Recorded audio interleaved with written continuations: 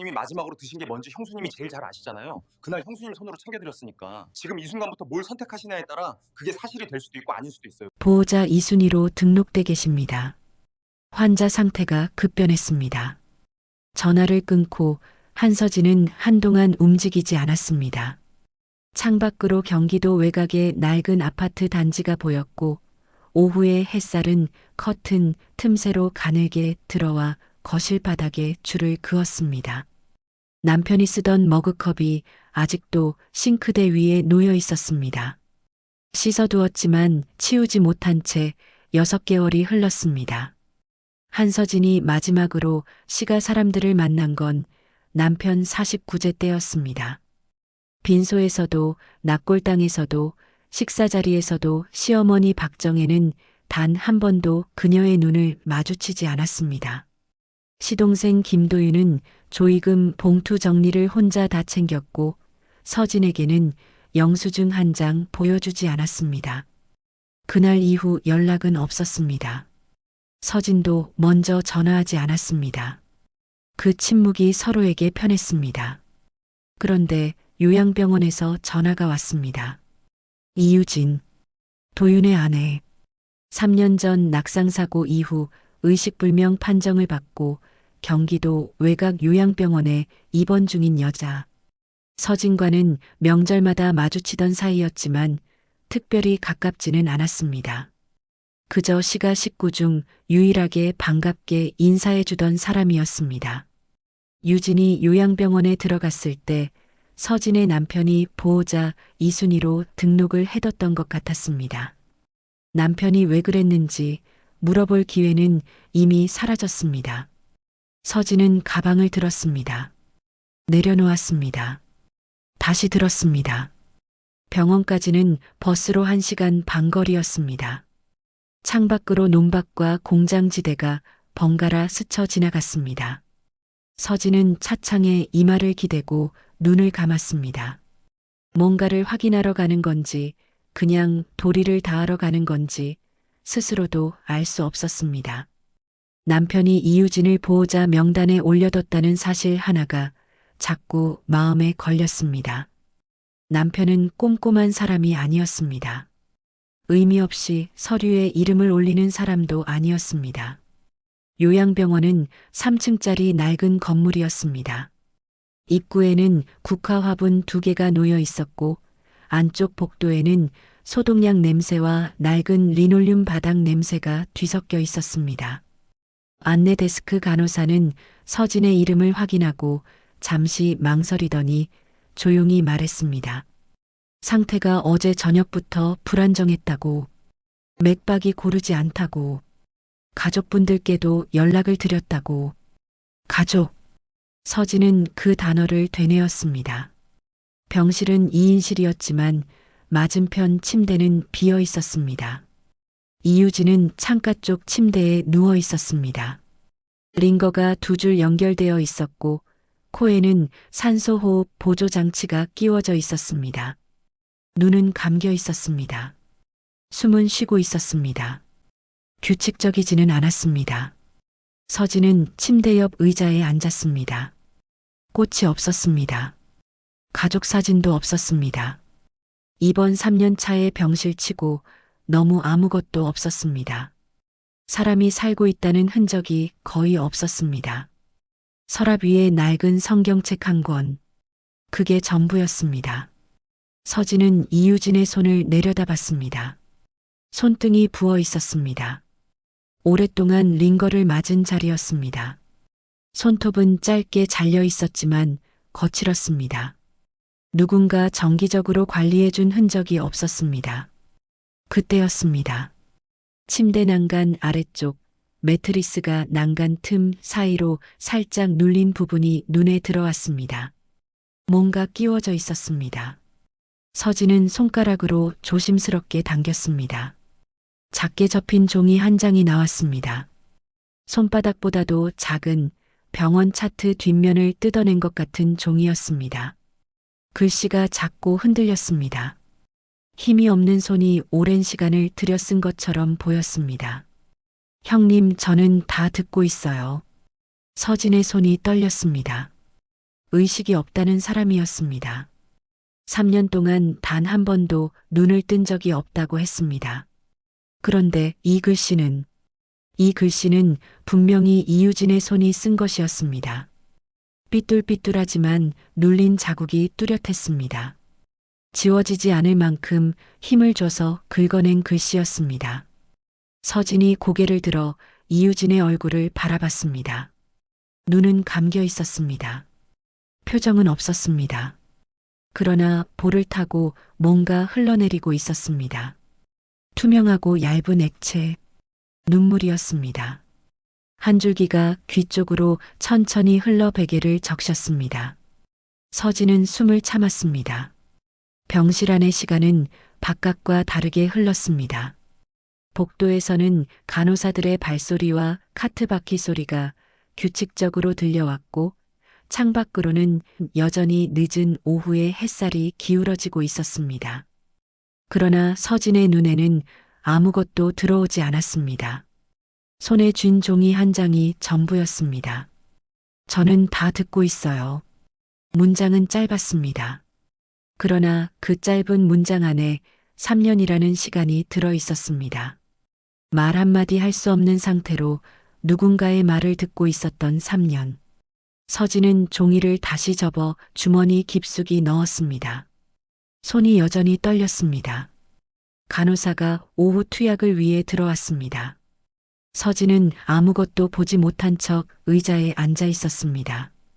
간호사는 링거 상태를 확인하고 메모를 적은 뒤 아무 말 없이 나갔습니다.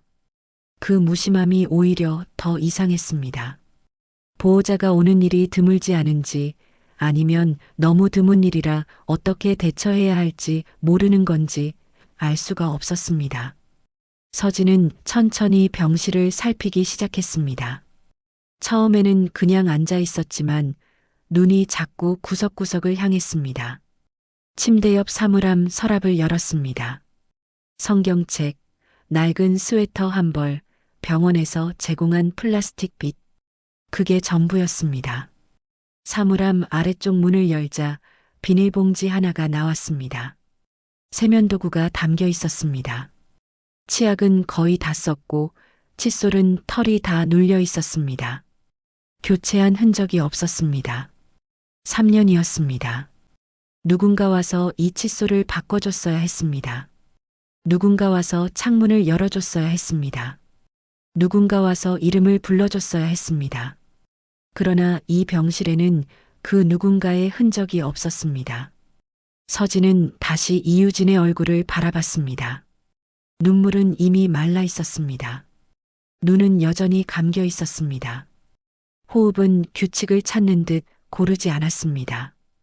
그럼에도 그 얼굴에서 서진은 뭔가를 읽었습니다. 기다리고 있다는 것을, 오랫동안 기다려왔다는 것을. 서진은 이유진의 손 위에 자신의 손을 얹었습니다. 아무 말도 하지 않았습니다. 그냥 그렇게 앉아 있었습니다. 창밖이 점점 어두워졌습니다. 저녁 6시가 넘었을 때 서진은 일어났습니다. 마지막 버스 시간이 있었습니다. 가방을 들고 병실 문 쪽으로 걸어갔습니다. 복도는 조용했습니다. 소독약 냄새가 더 짙게 느껴지는 시간이었습니다. 형광등 하나가 미세하게 깜빡이고 있었습니다. 병원 출입문까지 걸어가는 동안 서진은 멈추지 않으려 했습니다. 그냥 버스를 타고 집에 돌아가면 됐습니다. 이유진과 서진 사이에는 법적으로도 감정적으로도 어떤 의무도 없었습니다. 남편도 이제 없었습니다. 보호자 이순희 명단이라는 것도 그냥 서류상의 숫자일 뿐이었습니다. 출입문을 열려는 순간 복도 끝에서 발소리가 들렸습니다. 서진은 반사적으로 고개를 돌렸습니다. 김도윤이었습니다. 검은 코트에 서류 가방을 든 채 걸어오고 있었습니다. 그는 서진을 발견하자 걸음을 한 박자 멈췄습니다. 그리고 다시 걸었습니다. 표정이 달라지지 않았습니다. 놀란 기색이 없었습니다.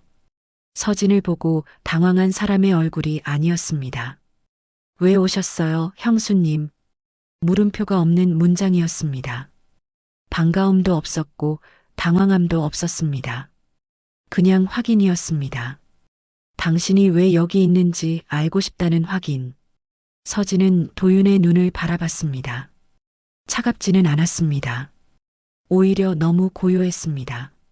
속을 알 수 없는 고요함이었습니다. 서진은 짧게 대답했습니다. 병원에서 연락이 왔다고. 도윤은 고개를 끄덕였습니다. 그리고 서진 옆을 지나 복도 안쪽으로 걸어갔습니다. 이유진의 병실 방향이었습니다. 등을 보이며 걸어가는 도윤의 뒷모습은 자연스러웠습니다. 너무 자연스러웠습니다. 오랫동안 해온 행동처럼. 서진은 출입문 앞에 서서 그 뒷모습을 바라봤습니다. 뭔가 잘못됐다는 감각이 발끝부터 올라왔습니다. 설명할 수 없는 감각이었습니다.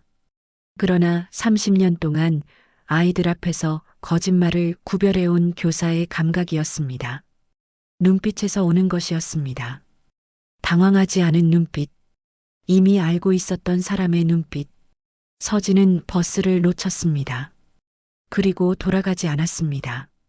그날 밤 서진은 집에 돌아와 아무것도 하지 않았습니다. 불을 켜지 않은 채 거실 소파에 앉아 있었습니다. 주머니에서 종이를 꺼내 탁자 위에 올려놓았습니다. 가로등 빛이 창문을 통해 들어와 종이 위에 희미하게 닿았습니다. 형님, 저는 다 듣고 있어요. 서진은 그 문장을 오래 바라봤습니다. 이유진이 이 글씨를 쓰기 위해 얼마나 많은 힘을 썼을지 생각했습니다. 깜깜한 의식 속에서 손을 움직이고 종이를 찾고 글씨를 긁어냈을 그 시간을 누군가 보기를 바라면서 동시에 누군가에게 들키지 않기를 바라면서 그 생각을 하는 순간 서진의 눈에 다른 장면이 떠올랐습니다. 도윤이 병실 방향으로 걸어가던 뒷모습, 망설임 없는 발걸음, 그리고 그 눈빛. 서진은 일어나 주방으로 갔습니다. 물을 한 잔 마셨습니다. 그리고 스스로를 설득하기 시작했습니다. 모른 척할 이유는 충분했습니다. 남편도 없었습니다. 시가와는 이미 인연이 끊어진 것이나 다름없었습니다. 이유진은 법적으로 도윤의 아내였고 박정혜의 며느리였습니다. 서진이 끼어들 자리가 없었습니다. 엮이면 복잡해졌습니다. 아니, 위험해질 수도 있었습니다. 다음 날 서진은 병원에 전화해서 보호자 이순희 명단에서 이름을 빼달라고 요청하려 했습니다. 수화기를 들었습니다. 번호를 눌렀습니다. 연결음이 울렸습니다. 전화를 끊었습니다. 대신 서진은 오래된 전화번호부를 꺼냈습니다. 남편 명함꽂이에서 발견한 것이었습니다. 정리하려다 그냥 뒀던 것. 거기서 한 장을 찾았습니다. 장성호. 남편과 의과대학 시절부터 알고 지냈다는 친구. 몇 년 전 강남에서 신경과 의원을 운영하다가 은퇴했다고 했습니다. 남편 장례식 때 마지막으로 봤습니다. 흰 머리에 조용한 말투의 남자였습니다. 서진은 장성호에게 전화하지 않았습니다. 아직은 아니었습니다. 먼저 확인해야 할 게 있었습니다. 사흘 후 서진은 다시 병원으로 갔습니다. 이번에는 면회 시간 직전에 도착했습니다. 병실에 들어서자 이유진의 상태는 이전과 비슷해 보였습니다. 링거, 산소 보조장치, 감긴 눈. 그러나 서진은 더 꼼꼼하게 살폈습니다. 이번에는 아무것도 놓치지 않으려고 했습니다. 링거 연결부를 봤습니다. 교체된 흔적이 있었습니다. 얼마 전에 바꾼 것 같았습니다. 손목 쪽 피부가 이전보다 더 부어 있었습니다. 서진은 간호사 스테이션으로 갔습니다. 담당 간호사에게 물었습니다. 최근 링거 성분이 바뀌었느냐고. 간호사는 잠시 차트를 확인하더니 고개를 저었습니다. 변경 사항 없다고 했습니다. 그러나 서진은 도윤의 손이 링거 연결부를 만지는 걸 떠올렸습니다. 주사기를 교체하던 손을. 병원 직원이 아닌 사람이 링거 연결부를 만지는 건 이상한 일이었습니다. 서진은 그날 이유진의 손을 다시 한번 잡았습니다. 오래 앉아 있었습니다. 아무 말도 하지 않았습니다. 그러나 속으로는 이미 결심을 내리고 있었습니다. 모른 척하고 돌아갈 수 없었습니다. 이미 본 것들이 눈에서 지워지지 않았습니다. 꽃 한 송이 없는 병실이, 눌려버린 칫솔이, 취소된 재활치료가, 그리고 무엇보다 난간 틈에 숨겨진 그 작은 글씨가, 의식이 없다는 사람이 힘을 짜내어 남긴 그 문장이, 저는 다 듣고 있어요. 이건 그냥 아픈 사람이 아니었습니다.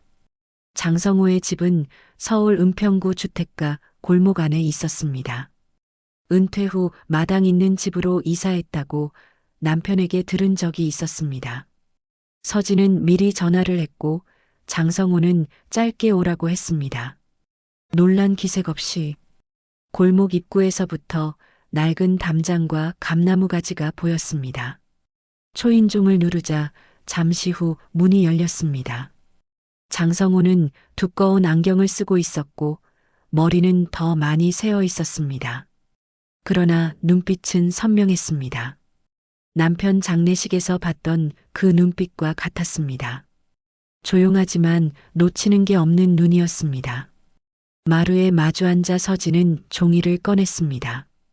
그리고 지금까지 있었던 일을 말했습니다.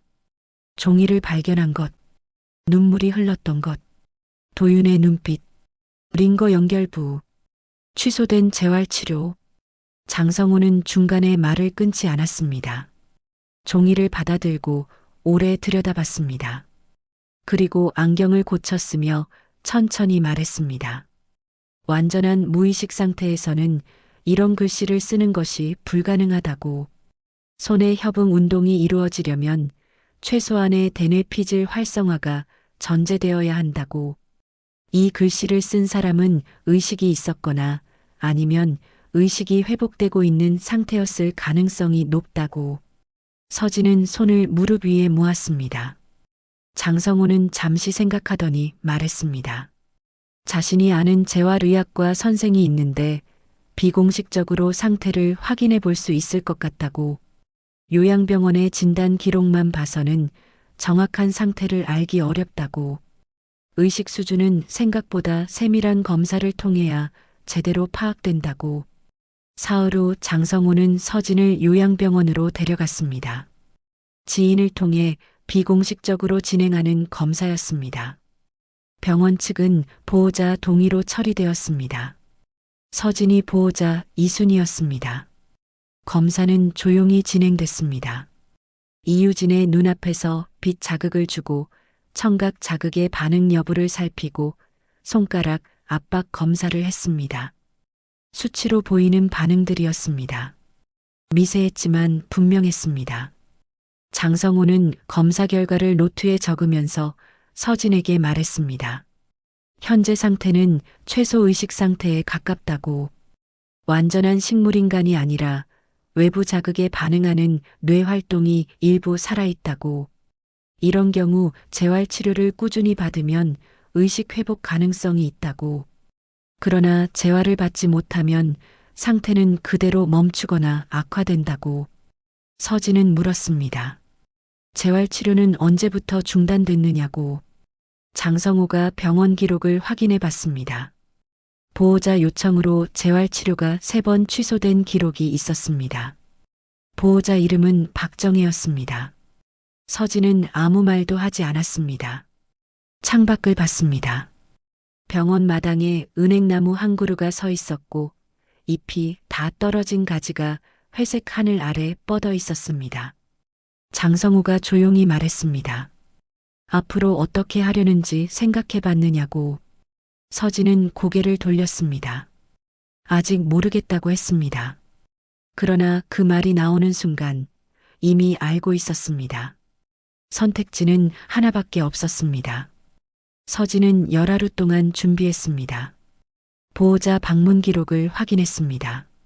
지난 6개월 동안 이유진의 병실에 보호자가 방문한 횟수는 총 4번이었습니다. 모두 도윤이었습니다. 박정혜는 한 번도 없었습니다. 방문 시간은 대부분 야간이었습니다. 면회 시간이 끝난 이후 낮에는 서진도 병실에 들렀습니다. 이유진 옆에 앉아 책을 읽어줬습니다. 아무 책이나 가방에 넣어갔습니다. 소리내어 읽었습니다. 이유진은 반응을 보이지 않았습니다. 그러나 서진은 계속 읽었습니다. 들을 수 있는 사람이라는 걸 알고 있었습니다. 열하루째 되던 날 밤이었습니다. 서진은 병원 측에 보호자 자격으로 야간 상주 허가를 받아뒀습니다. 담당 주치의는 별다른 이유 없이 허가해줬습니다. 서진은 병실 안쪽 구석 의자에 앉아 불을 끄고 있었습니다. 창문으로 들어오는 가로등 빛만이 병실 안을 희미하게 밝히고 있었습니다. 11시였습니다. 복도에서 발소리가 들렸습니다. 조용했지만 일정한 간격의 발소리였습니다. 병원 직원의 발소리와 달랐습니다. 서진은 몸을 낮췄습니다. 손을 코트 주머니 안에 넣었습니다. 휴대폰을 꺼내 녹음 앱을 열었습니다. 손끝이 차가웠습니다. 문이 열렸습니다. 도윤이 들어왔습니다. 코트는 벗어 팔에 걸고 있었습니다. 병실 안을 둘러보지 않았습니다. 서진이 있는 구석 쪽을 보지 않았습니다. 익숙한 동선으로 이유진의 침대 쪽으로 걸어갔습니다. 서진은 숨을 참았습니다. 녹음 버튼을 눌렀습니다. 도윤은 링거 연결부를 확인했습니다. 손에 뭔가를 들고 있었습니다. 빛에 비추자 작은 주사기 모양이 보였습니다. 그는 연결부를 풀고 주사기를 끼워 넣었습니다. 동작이 빠르고 익숙했습니다. 한 번이 아니라는 걸 알 수 있는 손놀림이었습니다. 그리고 이유진의 귀 가까이 몸을 숙였습니다.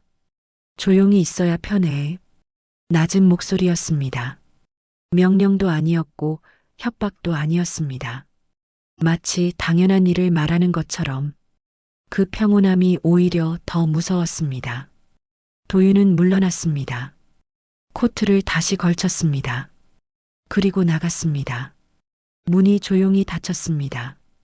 서진은 몇 초 동안 움직이지 않았습니다. 손에 쥔 휴대폰 화면에는 녹음 시간이 올라가고 있었습니다. 2분 43초. 서진은 녹음을 멈췄습니다. 파일을 저장했습니다. 클라우드에 백업했습니다. 그리고 이유진을 바라봤습니다. 이유진의 눈꺼풀이 미세하게 떨리고 있었습니다. 알고 있다는 것처럼, 방금 있었던 일을 다 듣고 있었다는 것처럼 서진은 이유진의 손을 꼭 쥐었습니다. 차가운 손이었습니다. 알았어요. 기다려요. 다음 날 아침 서진은 병원에 일찍 도착했습니다. 면회 시간이 시작되기 30분 전이었습니다. 안내 데스크에서 담당 간호사를 찾았습니다. 3년 가까이 이유진을 돌봐온 간호사였습니다. 이름표에는 최수연이라고 적혀 있었습니다. 최수연은 서진을 처음 봤을 때부터 조금 달랐습니다. 다른 간호사들이 서진을 형식적으로 응대할 때 그녀만은 유진의 상태를 물어보면 잠시 망설이는 표정을 지었습니다. 뭔가 말하고 싶지만 참는 것처럼 보였습니다. 서진은 그 표정을 기억하고 있었습니다. 서진은 최수연에게 조용히 물었습니다. 커피 한 잔 할 수 있겠느냐고. 병원 1층 매점 한쪽 구석이었습니다. 플라스틱 의자 2개, 자판기 커피. 최수연은 처음에는 말을 아꼈습니다. 보호자분이시냐고 물었습니다. 서진은 이순희 보호자라고 했습니다. 최수연은 잠시 손끝으로 컵을 감쌌습니다. 그리고 천천히 입을 열었습니다. 재활치료가 3번 취소됐다고 했습니다. 올해 들어서만이었습니다. 담당 재활치료사가 스케줄을 잡을 때마다 보호자 측에서 취소 요청을 해왔다고. 사유는 매번 환자 상태 불안정이라고 적혀 있었지만 실제로 그날 유진의 상태는 이상이 없었다고. 오히려 재활을 받아야 할 상태였다고. 최수연은 목소리를 낮췄습니다. 자신이 담당 주치의에게 한 번 말씀드렸던 적이 있다고 했습니다. 보호자 요청이라 어렵다는 답이 돌아왔다고, 그 이후로는 더 이상 얘기를 꺼내기가 어려웠다고 서진은 물었습니다. 취소 요청을 한 보호자가 누구였느냐고 최수연은 잠시 주저했습니다. 그러다 짧게 말했습니다. 1순위 보호자 이름으로 요청이 들어왔다고. 박정혜였습니다. 서진은 커피를 내려놓았습니다. 직접 방문이었느냐고 물었습니다. 최수연은 고개를 저었습니다. 전화였다고. 박정혜는 지난 3년 동안 단 한 번도 직접 병원을 찾아온 적이 없었다고. 명절에도 유진의 생일에도. 그 말이 공기 중에 잠시 머물렀습니다. 서진은 녹음 파일에 대해서는 말하지 않았습니다. 아직 최수연을 완전히 믿을 수 없었습니다. 그러나 이 사람은 뭔가를 알고 있었고 말하고 싶어 했습니다. 그것으로 충분했습니다. 서진은 명함을 건넸습니다. 전직 교사 시절 쓰던 것이었지만 전화번호는 그대로였습니다. 앞으로 이상한 점이 있으면 연락을 달라고 했습니다. 최수연은 명함을 받아 가운 주머니에 넣었습니다. 말은 하지 않았지만 눈빛으로 답했습니다. 며칠이 지났습니다. 최수연에게서 문자가 왔습니다. 짧은 문자였습니다. 오늘 밤 8시 이후에 링거 교체 기록을 확인해 보시라고. 정규 교체 시간이 아닌데 교체 기록이 남아있는 날짜들이 있다고. 서진은 다음날 병원 원무과에 요청했습니다. 보호자 자격으로 처치 기록 열람을 신청했습니다. 처음에는 담당 직원이 난색을 표했습니다. 서진은 물러서지 않았습니다. 정당한 보호자 열람 권리라고 했습니다. 조용하지만 단호하게 말했습니다. 30년 동안 아이들 앞에서 흔들리지 않았던 목소리였습니다. 결국 기록이 나왔습니다. 정규 링거 교체는 오전 9시와 오후 3시였습니다. 그러나 기록 안에는 밤 11시 이후 처치 내역이 5건 있었습니다. 담당 간호사 이름이 아닌 보호자 요청 처치로 기록되어 있었습니다. 서명란에는 도윤의 이름이 있었습니다. 서진은 그 기록을 사진으로 찍었습니다. 파일을 만들기 시작했습니다. 녹음 파일, 방문 기록, 처치 기록, 재활 취소 기록. 하나씩 쌓아갔습니다. 어디에 쓸지는 아직 몰랐습니다. 그러나 지금은 모으는 것이 먼저였습니다. 집으로 돌아오는 버스 안에서 서진은 장성호에게 전화했습니다. 지금까지 모은 것들을 이야기했습니다. 장성호는 한동안 말이 없었습니다. 그리고 말했습니다. 조금 더 조사해 볼 게 있다고. 장성호가 다시 연락해 온 건 일주일 뒤였습니다. 그는 전화로는 말하기 어렵다고 했습니다. 직접 만나자고 했습니다. 은평구 골목 앞마루에 다시 마주 앉았습니다. 장성호의 앞에는 서류 몇 장이 놓여 있었습니다. 손으로 쓴 메모와 프린트된 자료가 섞여 있었습니다. 장성호는 안경을 고쳐 쓰고 천천히 말을 시작했습니다. 박정혜와 도윤이 4년 전부터 친척들을 대상으로 투자금을 모았다고 했습니다. 경기도 외곽 부동산 개발 프로젝트였습니다. 수도권 외곽 물류창고 부지를 매입해 개발한 뒤 수익을 배분한다는 구조였습니다. 친척들 사이에서 박정혜의 집안은 오래전부터 재산이 있는 집안으로 알려져 있었고 도윤이 건설 자재 유통업을 하고 있었기 때문에 신뢰가 갔던 것 같았습니다. 투자금은 크게는 수천만 원 단위였습니다. 그러나 수익은 없었습니다. 프로젝트는 서류상에만 존재했습니다. 돈은 사라진 상태였습니다. 투자자 중 몇 명은 이미 개인적으로 따졌지만 박정혜가 나서서 정리 중이라는 말로 시간을 끌었다고 했습니다. 서진은 장성호가 내민 메모를 내려다봤습니다. 투자금 총액이 대략 적혀 있었습니다. 작은 숫자가 아니었습니다. 장성호가 말을 이었습니다. 이유진이 사고를 당하기 직전 움직임이 있었다고 했습니다. 이유진은 친척 중 한 명과 연락을 주고받으면서 투자 관련 서류를 모으고 있었다고 했습니다. 계약서 사본, 입금 확인서, 통장 거래 내역. 사고 전 2주 동안 조용히 자료를 정리했다고 했습니다. 그리고 사고는 그 직후에 났습니다. 서진은 손을 탁자 위에 내려놓았습니다. 낙상사고라고 했습니다. 집에서 계단을 내려오다가 미끄러졌다고 했습니다. 목격자는 없었습니다. 도윤이 발견했다고 했습니다. 장성호는 아무 말도 덧붙이지 않았습니다. 사실만 나열했습니다. 그러나 그 사실들이 나열되는 순서는 분명한 방향을 가리키고 있었습니다. 서진은 오래 침묵했습니다. 그리고 물었습니다. 남편은요? 장성호가 잠시 멈췄습니다. 서진의 눈을 봤습니다. 그리고 천천히 말했습니다. 확인된 것은 없다고.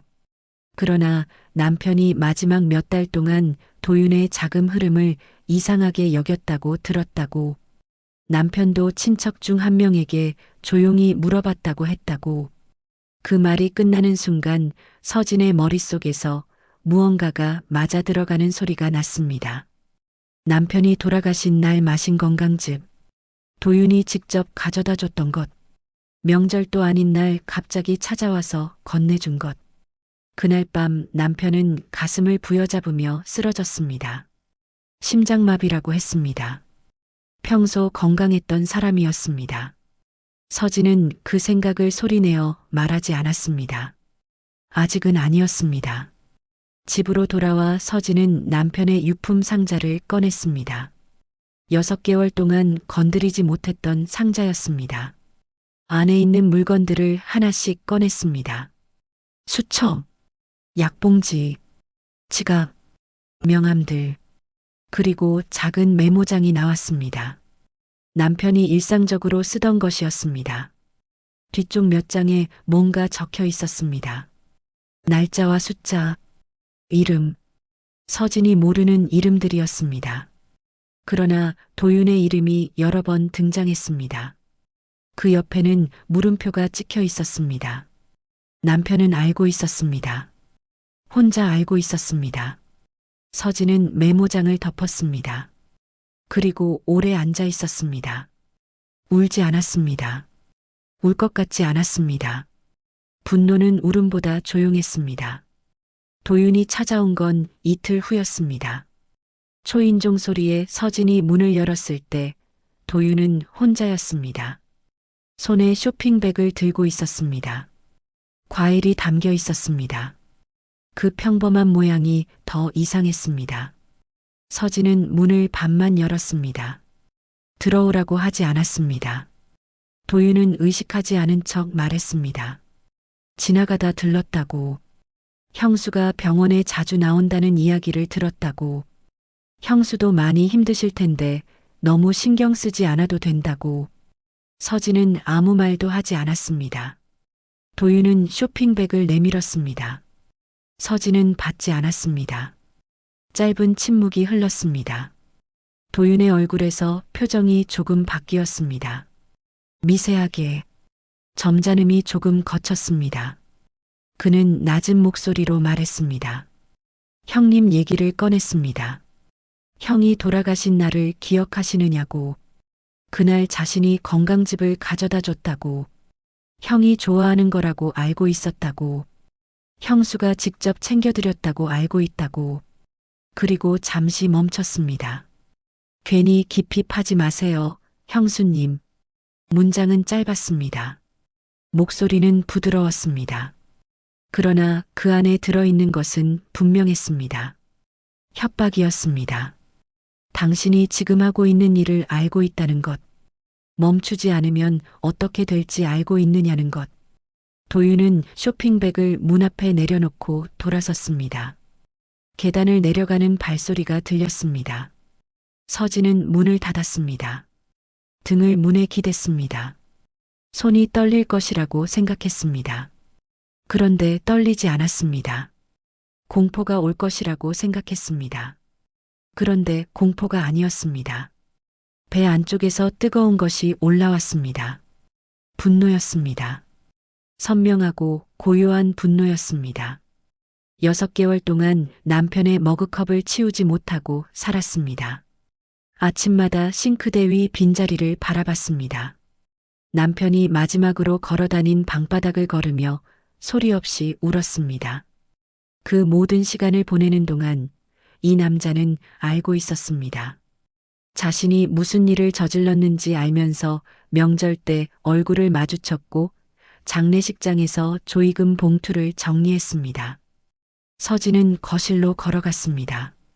탁자 위에 놓인 파일, 봉투를 집어들었습니다. 지금까지 모은 것들이 들어 있었습니다. 녹음 파일 캡처, 처치 기록, 재활 취소 기록, 방문 기록, 남편의 메모장 사진. 얇아 보이지만 무거운 봉투였습니다. 서진은 장성호에게 전화를 걸었습니다. 움직여야 할 것 같아요. 장성호는 잠시 침묵했습니다. 그리고 말했습니다. 준비가 됐으면 자신도 돕겠다고. 아는 법률 전문가가 있다고.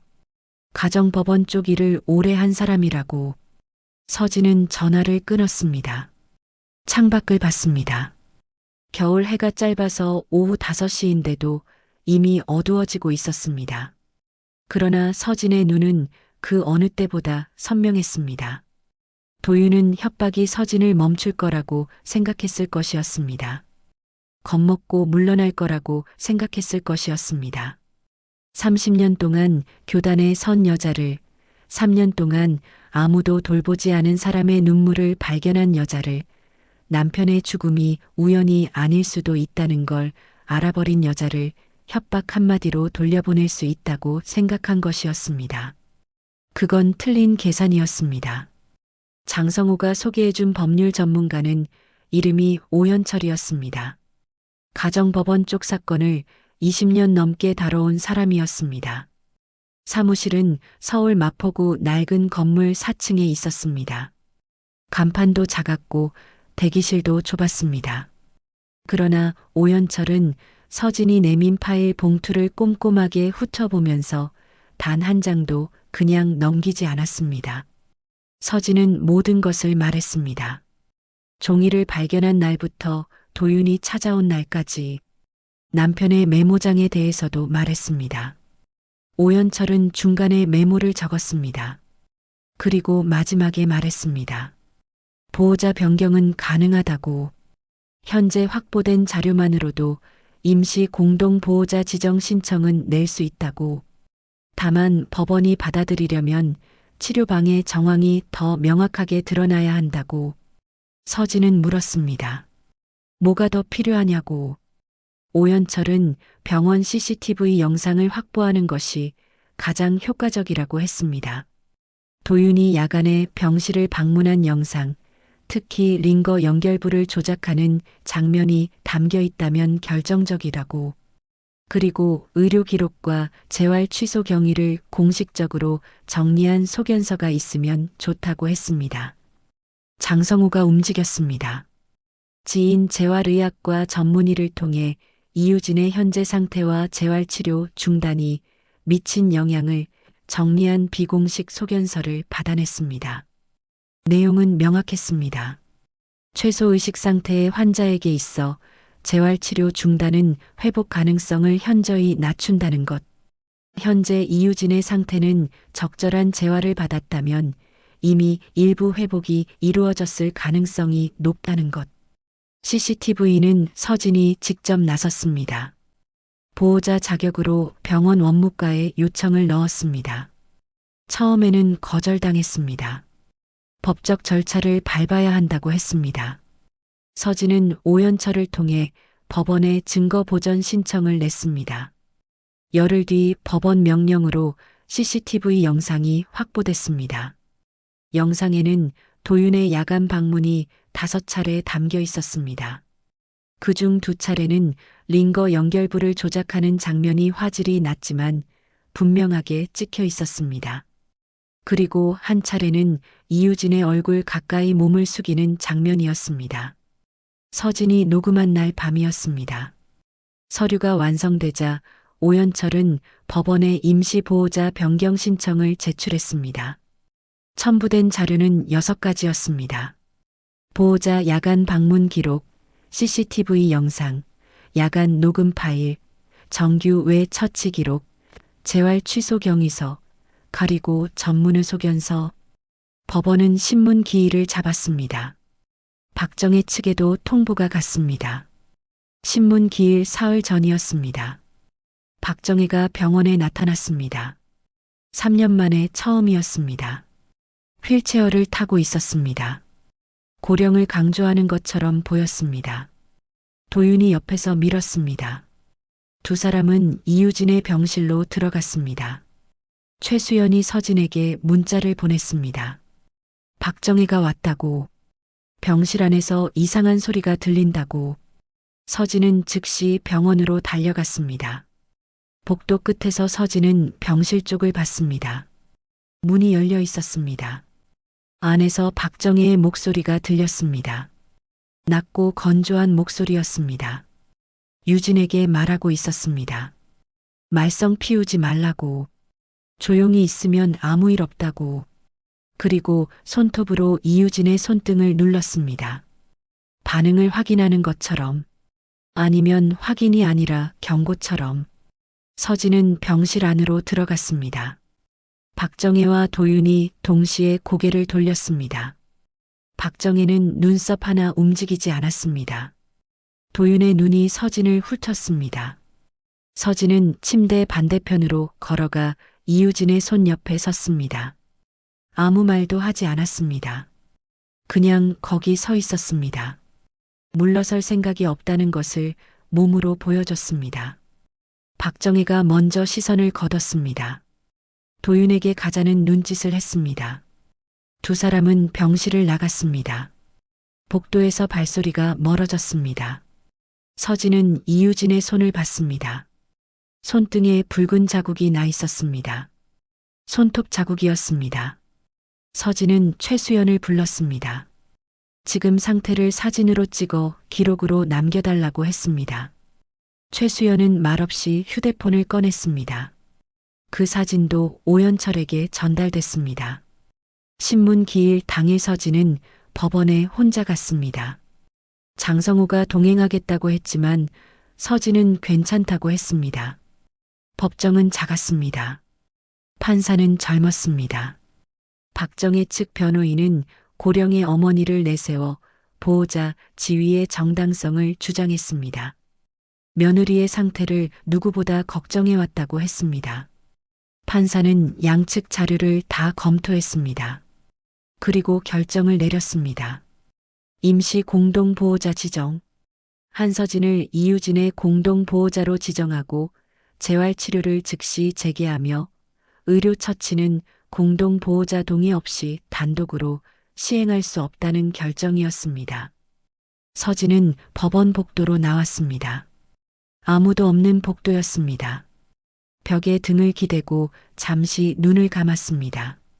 숨을 한 번 크게 내쉬었습니다. 유진은 아직 눈을 뜨지 않았습니다. 그러나 이제는 아무도 그 눈을 감긴 채로 내버려 두지 못했습니다. 재활치료는 다음 주부터 시작됐습니다. 처음에는 아주 작은 것들이었습니다. 손목을 천천히 움직이는 것, 발목에 가벼운 자극을 주는 것, 시각 자극에 대한 반응을 측정하는 것. 재활치료사는 매번 기록을 남겼습니다. 변화는 느렸습니다. 그러나 멈추지 않았습니다. 서진은 매일 병원에 갔습니다. 재활치료 시간에 옆에 있었고 치료가 끝난 뒤에는 이유진 옆에 앉아 책을 읽어줬습니다. 때로는 그냥 조용히 앉아 있었습니다. 말을 많이 하지 않아도 됐습니다. 거기 있다는 것 자체로 충분했습니다. 3주가 지났을 때 이유진의 손가락이 움직였습니다. 서진이 손을 잡고 있을 때였습니다. 검지 손가락이 천천히 아주 조금 서진의 손을 쥐었습니다. 서진은 그 자리에서 굳었습니다. 손을 놓지 않았습니다. 아무 말도 하지 않았습니다. 눈이 뜨거워졌지만 참았습니다. 최수연이 그 장면을 봤습니다. 기록에 남겼습니다. 담당 주치의가 다시 검사를 진행했습니다. 의식 수준이 이전 기록보다 상승해 있었습니다. 한편 검찰 쪽에서 움직임이 시작됐습니다. 오연철이 보호자 변경 신청과 함께 관련 자료 일부를 수사기관에 제출했습니다. 박정혜와 도윤의 투자금 사기 의혹과 이유진 낙상사고 경위, 야간 링거 조작 정황이 포함된 자료였습니다. 수사는 조용히 시작됐습니다. 처음에는 아무것도 달라지지 않는 것처럼 보였습니다. 그러다 2달이 지났을 때 도윤의 회사가 세무조사를 받았습니다. 이어서 투자금을 맡긴 친척 중 한 명이 고소장을 냈습니다. 수사기관은 박정혜와 도윤을 불렀습니다. 도윤은 변호인을 대동했습니다. 박정혜는 건강을 이유로 출석을 미뤘습니다. 그러나 미룰 수 있는 시간은 길지 않았습니다. 서진은 그 모든 과정을 멀리서 바라봤습니다. 직접 나서지 않았습니다. 이미 자신이 해야 할 일은 했습니다. 3개월이 지났습니다. 그날 서진이 병실에 들어섰을 때 재활치료사가 환하게 웃으며 나왔습니다. 오늘 해보시라고 했습니다. 서진이 무슨 말이냐는 표정을 짓자 재활치료사가 고개를 끄덕이며 안으로 들어가 보라고 했습니다. 병실 안으로 들어갔습니다. 이유진이 눈을 뜨고 있었습니다. 완전히 뜬 것은 아니었습니다. 절반쯤 열린 눈이었습니다. 초점이 완전하지 않았습니다. 그러나 눈이 열려 있었습니다. 그 눈이 서진이 들어오는 방향으로 천천히 움직였습니다. 서진은 침대 옆으로 걸어갔습니다. 의자를 당겨 앉았습니다. 이유진의 손을 잡았습니다. 이유진의 눈이 서진의 얼굴 위에 머물렀습니다. 잠시 후 이유진의 입술이 움직였습니다. 소리가 바로 나오지 않았습니다. 입술이 한 번 더 움직였습니다. 그리고 아주 작은 목소리가 나왔습니다. 갈라지고 힘이 없었지만 분명한 말이었습니다. 형님 고마워요. 서진은 대답하지 않았습니다. 할 수가 없었습니다. 목이 막혀서가 아니었습니다. 그 2마디가 3년의 시간을 담고 있었기 때문이었습니다. 그 말을 받기 위해 아무 말도 할 수 없었습니다. 대신 손을 더 꼭 쥐었습니다. 이유진의 손도 조금 더 힘을 줬습니다. 도윤은 그달 말 횡령 혐의로 기소됐습니다. 친척들에게 모은 투자금 중 상당 부분을 개인 채무 상환에 사용한 것이 확인됐습니다. 이유진의 낙상사고 경위에 대한 수사도 진행 중이었습니다. 야간 링거 조작건은 별도로 의료 및 형사 쪽으로 검토가 이루어지고 있었습니다. 박정혜는 투자금 모집 과정에서의 공모 혐의로 조사를 받게 됐습니다. 병원 보호자 권한은 이미 박탈된 상태였습니다. 그로부터 이틀 후 서진은 남편의 납골당에 갔습니다. 혼자였습니다. 꽃 한 다발을 들었습니다. 겨울이 거의 끝나가는 무렵이었습니다. 납골당 복도는 조용했습니다.